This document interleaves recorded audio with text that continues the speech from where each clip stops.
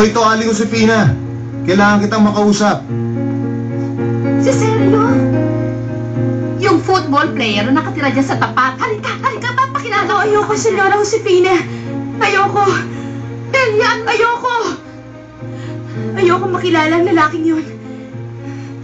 Ayoko. Aling Josefina? Ay, sandali lamang. Nandyan ako. Sandali lamang. Anong nangyayari sa'yo, Ihan?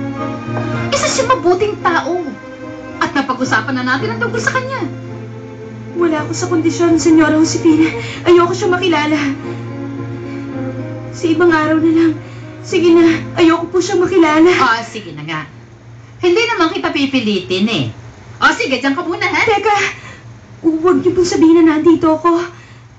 Baka kasi magpumilit siyang makita ako. Huwag kang mag-alala. Hindi ko sasabihin.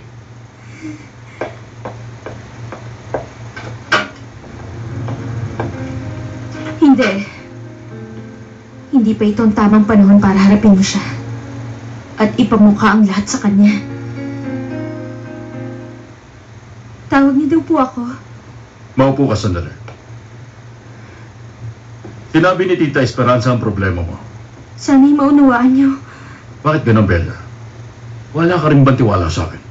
Ano bang nagawa ko sa'yo para magduda ka? Hindi po, senyor. Hindi ganun yung sinabi ko. Ayaw ko lang samantalahin ang kabutihan niyo. Wala kang sinasamantala. Sinabi ko na ituring mo ang bahay na ito na para sa'yo. At yan ang gusto kong gawin mo. Talaga bang aalis ka, Bella?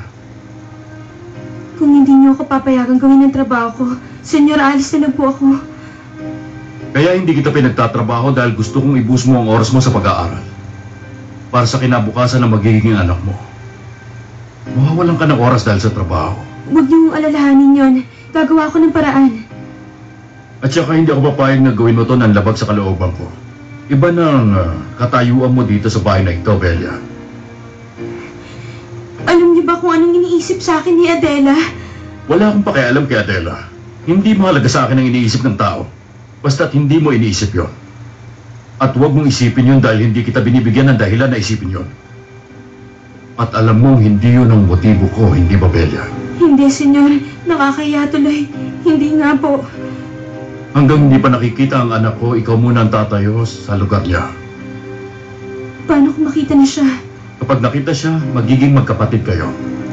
At isa pang anak para sa akin.